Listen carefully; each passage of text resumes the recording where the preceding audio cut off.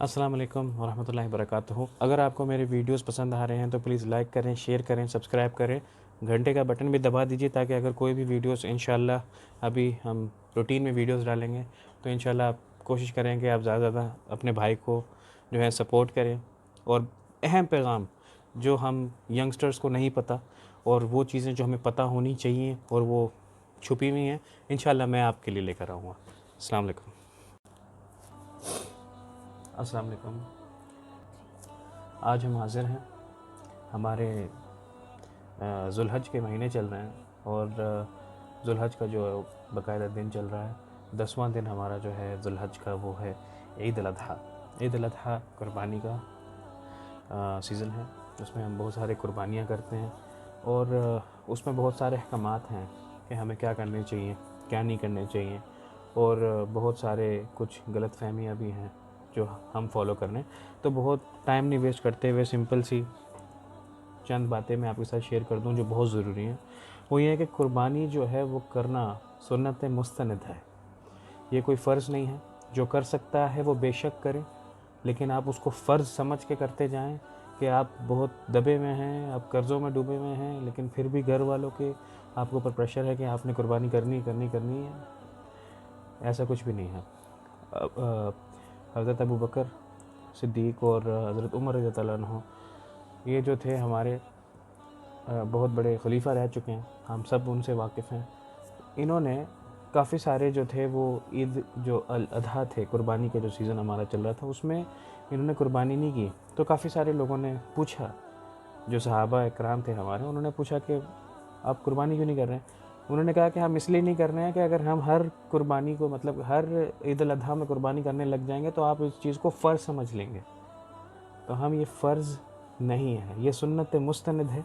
क्या कर सकते हैं, जिनके पास जायज़ पैसा है, जो कर सकते हैं वो करें बेशक, अगर नहीं कर सकते हैं तो इसमें कोई बड़ी बात नहीं है। लेकिन हज़ूर मोहम्मद सल्लल्लाहु अलैहि वसल्लम जो सुन्नत फ़ॉलो करते थे, वो उनके यहाँ पे 2 ज़ुब्बे होते थे। ज़ुब्बा कंदूरे जो होते हैं अरब जो पहनते हैं, उनके पास 2 ज़ुब्बे होते थे। वो जुम्मे वाले दिन और ईद के दिन उन्होंने ख़ास तौर पे रखा हुआ था कि सिर्फ ये 2 दिन पहनते हैं। अब इसमें भी हमारे बहुत सारे लोगों के नया जोड़ा पहनना कोई गलत बात नहीं है, लेकिन अगर आपके पास खर्चे इतने ज़्यादा करते हैं आए कि हैं आप नहीं कर सकते कि हमें बहुत चीज़ें हमें पता होनी चाहिए कि हज़रत मोहम्मद सल्लल्लाहु अलैहि वसल्लम बेसिकली क्या करते थे। हज़रत मोहम्मद सल्लल्लाहु अलैहि वसल्लम घर से निकलते माने ईद के लिए, ईद की नमाज़ के लिए घर से निकलते समय वो खजूर खा के निकलते थे, मतलब कुछ भी मीठा खा के घर से आप निकलते थे और फिर आप जाने का एक रास्ता होता था और आते वक्त दूसरे रास्ते से वापस आते थे कि ये जो ज़मीन है, जो पैरों के कदम आप रख के चल रहे होते हैं, ये आपकी गवाही देते हैं कि तो गवाही देने में जो दूसरे हिस्से हैं ज़मीन के वो आपकी गवाही में मतलब इजाफ़ा, जितने ज़्यादा लोग उतनी गवाही ना, तो इसमें आपके लिए अच्छा है कि आप जाएं एक रास्ते से और वापस आएँ दूसरे रास्ते से। फिर आप ईद की नमाज के बाद नमाज़ पढ़ के जब आप वापस आते हैं फिर आपको कुर्बानी करनी चाहिए। मतलब कि जो फिर आप ज़िबा करते हैं, जो ज़िबा वाला सीन है वो फिर आप करें, बेशक करें। लेकिन अगर इससे पहले जो मतलब कि जैसे कि ज़्यादातर इंडिया में सीन है कि जो कुर्बानी आप नमाज़ पढ़ने के लिए जाते हैं तो सुबह उठते साल ही फ़जर की नमाज़ के बाद ही वो अल्लाह अकबर कह के ज़िबा करना शुरू कर देते हैं बकरे को या किसी भी जानवर बड़े छोटे को, और फिर वो आपकी नमाज़ पढ़ के जब घर पहुंचते हो तो गोश्त भी आ जाता है। फ़ास्ट सर्विस कहते हैं ना, फ़ास्ट सर्विस नहीं होता। आपको कुर्बानी कबूल नहीं हुई, वो आपने काटा, हिलाल हुआ आपके खाने के लिए, लेकिन उसमें आपकी कुर्बानी नहीं हुई।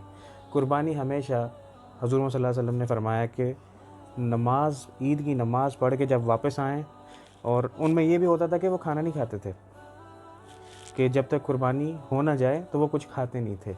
कुर्बानी होने के बाद फिर वो कुछ ना कुछ खा लिए, कुछ पका लिए, कुछ जो कुछ होता था सबकी सीन वही होना चाहिए। और एक अहम बात, हज़रत मोहम्मद सल्लल्लाहु अलैहि वसल्लम ने फरमाया कि जितने ज़्यादा लोग शिरकत करेंगे, मस्जिदों से ज़्यादा उन्होंने ईदगाह, कहने का मतलब किसी खुले एरिया में मुसलमानों को एक साथ जमा करके एक साथ नमाज़ पढ़ने का उन्होंने हुक्म दिया। उन्होंने कहा कि औरतों को भी शिरकत कराएं ईदगाह में। और एक ने पूछा कि अगर औरत के पास पर्दा करने के लिए चादर ना हो, गरीब होते थे, तो उन्होंने कहा सर पे अगर चादर ना हो, उन्होंने कहा कि नहीं, हर जो अगर उसके पास चादर नहीं है तो औरत जो है वो अपनी बहन से या किसी भी औरत से चादर उधार ले लें और बापर्दा, औरत का नाम ही पर्दा है, वो बापर्दा ही अपने जो हैं वो ईदगाह में शिरकत करें, ताकि जो मुसलमानों के लिए दुआ करते हैं, जो ईद में दुआ होती है, उसमें हम सब की शिरकत ज़्यादा हो, ज़्यादा मुसलमानों की शिरकत हो।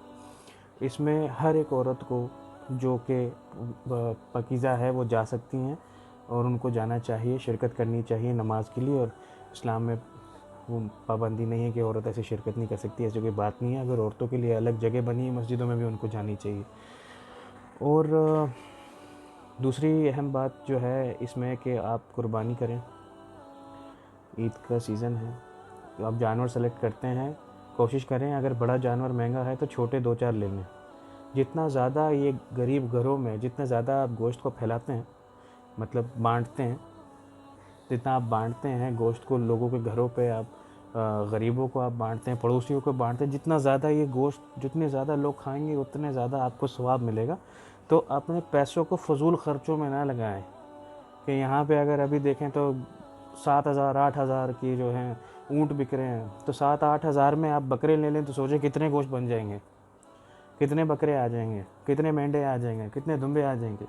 कुर्बानी के लिए दुम्बा, मेंढा और मतलब दुम्बा दुम्बी, मेंढा मेंढी, बकरा बकरी और सांड और भैंस, गाय, ये सारी चीज़ें जो हैं आप इनको आराम से कुर्बानी कर सकते हैं। और जितनी ज़्यादा हो सके आप कोशिश करें, दुआएं करें, जितनी ज़्यादा गोश्त हो सकें आप वो बांटें। जितने ज़्यादा लोगों को गोश्त मिलेंगे उतने ज़्यादा आपको जो है सवाब मिलेगा। और कुर्बानी जो है बहल बहल फैमिली के लिए होती है कि आप फैमिली में, आपकी फैमिली खा सकते हैं और बाहर भी बांट सकते हैं। और कुर्बानी में बकरा चूज़ करने के लिए या कोई भी जानवर आप चूज़ करते हैं तो उसकी वो काना ना हो, कोई भी खामी ना हो, लंगड़ा ना हो, बीमार ना हो, काना ना हो, दांत वगैरह टूटे ना हो, अच्छे से अच्छे खूबसूरत से बकरे जानवर कोई भी आप चूज़ करें, खूबसूरत चूज़ करें। जितने बाल, उस जानवर में जितने ज़्यादा बाल होंगे उतने ज़्यादा आपको जो है सवाब मिलेगा। एक बाल के बदले आपको एक सवाब मिलेगा, तो जितने ज़्यादा होंगे उतने ज़्यादा आपको सवाब मिलेगा। तो फजूल ख़र्ची ना करें कि बड़ा जानवर 4 लाख 5 लाख पाकिस्तानी, मतलब कि 8 लाख 9 लाख के बकरे जानवर वगैरह बिक रहे होते हैं, इतना फजूल ख़र्ची ना करें। हो सके तो छोटे जानवर ज़्यादा ले लें, सवाब के लिए जाएं आप। मतलब कि आप ज़्यादा पैसे लगा के कम सवाब ले रहे हैं, उसमें अक्लमंदी है, या कम पैसे लगा के ज़्यादा सवाब लें, वो अक्लमंदी है, ये आप सोचें। और कोई बात होगी इंशाल्लाह, अगर मुझे लगेगा मैं आपके साथ बयान करूं तो ज़रूर अहम पैगाम के साथ मैं आपके साथ वापस आऊँगा। आपका बहुत बहुत शुक्रिया। अस्सलाम वालेकुम।